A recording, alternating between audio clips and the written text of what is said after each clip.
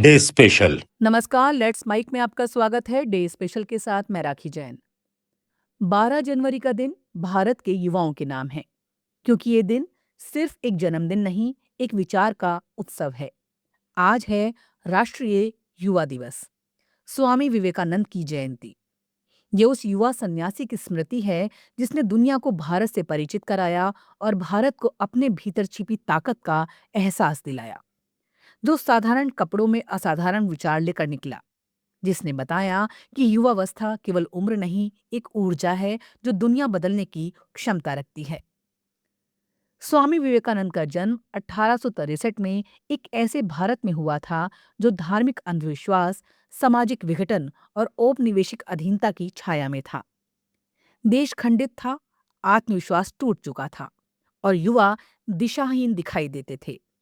लेकिन नरेंद्र दत्त नाम का ये युवक आगे चलकर विवेकानंद बना और उसने उस टूटे हुए समाज में आत्मसम्मान का बीज बोया।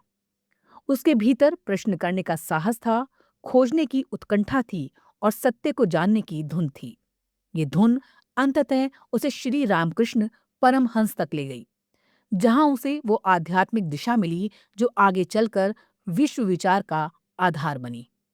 That's my day special. 1893 Chicago का विश्व धर्म सम्मेलन, वो ऐतिहासिक क्षण जब भारत के युवा भिक्षु ने दुनिया के दिलों में स्थान बनाया। Sisters and brothers of America से शुरू हुआ संबोधन सभागार में खड़े हजारों लोगों को स्तब्ध और भावुक कर गया। विवेकानंद ने बताया कि भारत कोई रुका हुआ देश नहीं है, ये आध्यात्मिक चेतना का देश है, समरसता और सह अस्तित्व का देश है। वो महज कुछ मिनटों के भाषण से विश्व को मानवता का वो संदेश दे गए जिसका महत्व आज भी कम नहीं हुआ। लेकिन विवेकानंद की सोच केवल मंचों और सभागारों तक सीमित नहीं थी। उनका मस्तिष्क विज्ञान और आत्मा के विवेक से भरा था।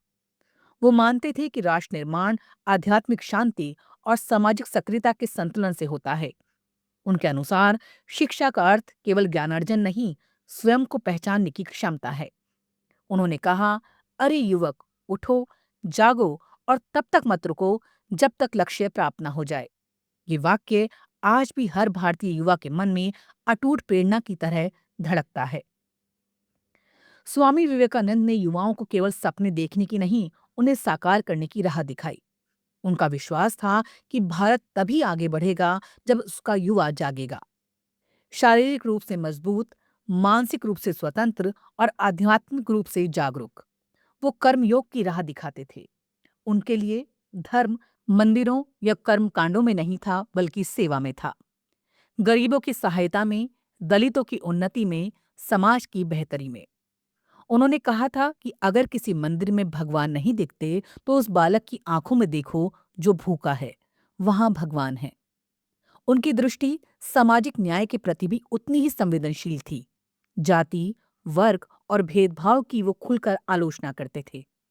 उन्होंने जीवन भर इस विचार का प्रचार किया कि गरीब और दलित केवल दया के पात्र नहीं, वो राष्ट्र के निर्माण करता है। वो कहते थे, जहां कमजोर को सम्मान नहीं मिलता, वहां धर्म नहीं रह सकता। यही विचार आज भारत के संविधान और लोकतंत्र की आत्मा में मौजूद है। स्वामी विवेकानंद ने महिलाओं की स्थिति पर भी स्पष्ट और प्रखर विचार रखे। उनका विश्वास था कि भारत तब तक प्रगति नहीं कर सकता जब तक उसकी महिलाएं शिक्षित, स्वतंत्र और आत्मविश्वासी ना हों। उन्होंने लिखा, राष्ट्र की उन्नति उसके पुरुषों में नहीं, उसकी महिलाओं में निहित है।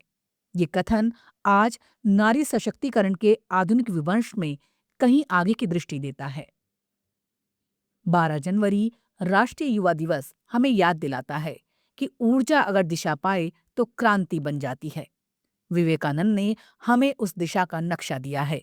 उठो, जागो, काम करो और समाज को बदलो। भारत आज इस मोड़ पर खड़ा है, वहां एक बार फिर वही प्रेरणा जरूरी है। युवाओं को खुद पर विश्वास हो, राष्ट्र पर विश्वास हो और उस मानवीय मूल्य पर विश्वास हो जो विवेकानंद ने दुनिया को सिखाया कि हम सब एक हैं। डे स्पेशल में फिलहाल इतना ही। देखते रहिए, सुनते रहिए लेट्स माइक। नमस्कार। आप सुन रहे थे let's mike more than radio.